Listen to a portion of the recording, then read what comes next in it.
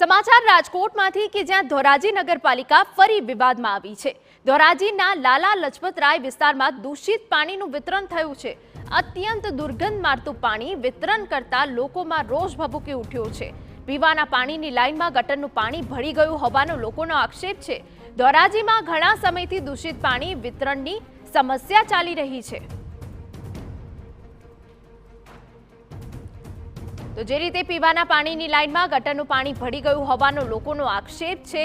લાલા લજપતરાય વિસ્તારના લોકોની આ સમસ્યા છે, જ્યાં ધોરાજી નગરપાલિકા હવે ફરી એક વખત વિવાદમાં આવી છે ને ઘણા સમયથી આ પ્રકારનું દૂષિત પાણી વિતરણ કરવામાં આવતું હોવાની રાવ ઊભી થઈ છે।